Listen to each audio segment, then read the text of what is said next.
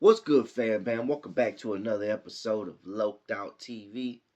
You already know how we do it. We're going to keep it loped out, no doubt, for real. Coming at you with another loped out banger.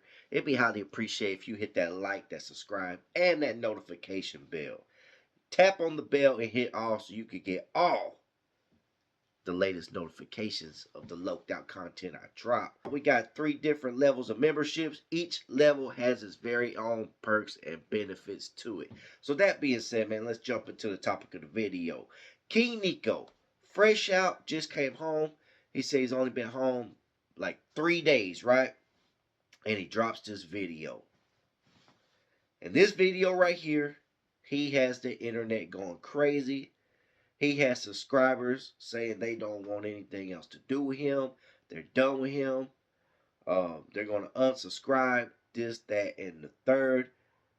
Man, Kingneeko says he went protective custody. He stayed on a 50-50 yard. Now, for individuals that's not in California and you don't understand what a 50-50 yard is, even I had to learn what a 50-50 yard is. I had to learn what an SMY yard was because I had no idea what none of these was when I first got on YouTube. So 50-50 is where they're trying to integrate general population with sensitive needs population. Basically trying to put mainline inmates with, well, they are trying to put mainline inmates with protective custody inmates, right?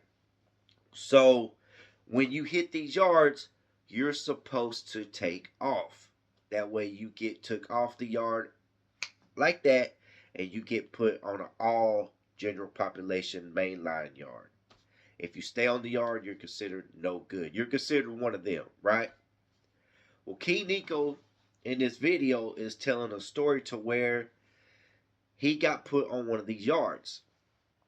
And while he's talking to his counselor, he's telling the counselor, look, I can't go to that yard because if I go to that yard, I might have to take off so I don't stay on the yard, because if I stay on the yard, it's going to get me into problems, right? And the counselor says, well, you could take off if you go to that yard, but either way, you're going to that yard. But if you do take off, when you get to that yard, you're going to end up doing about a year more than what you would do if you stayed there. And he called it 33%, so I guess it's 33% difference. But he said that, you know what, he decided that he needed that 33%, that he would not take off when he hit that yard. And now everyone's on him, man. His subscribers are saying that they're done with him and they want nothing else to do with him because he stayed on a no good yard, a 50-50 yard. And, you know, it is what it is, I guess. But the thing about it is, individuals are saying that he's no good, this, that, and the third, and they're done with him, right? But I don't think that that's the end of his YouTube. If you look at YouTube and social media, what he did really doesn't matter. Nobody's going to care. I mean, yeah, you got individuals that's going to care, but nobody's going to care, really, in the scheme of things. He has 304,000 subscribers. He might lose a few, but I bet he gains more than what he loses. Why? Because that's how 2025 is. That's what's going on in 2025. Look at all the dropout channels out there. They're not hurting for subscribers. You know why? Because there's a lot of individuals that can relate to what they did. Why? Because they did it. You know what I'm saying? I mean, it is what it is. So I'm looking for his subscribers probably go up more. Now, also, it seems to me that the administration is setting them up for failure. It seems to me that the administration is setting them up for failure. They're sending inmates, good GP inmates, you know what I'm saying, to yards that they gotta take off on somebody and then catch more time. So they're setting them up for failure either way it goes. Either they're going to go take off on the yard and get more time, or they're not going to take off on the yard and they're considered no good, and if they ever touch down in a GP area or a mainline area, then that's probably going to be their last time touching down. You know what I'm saying? Like they're going to get got. Is basically what I'm saying.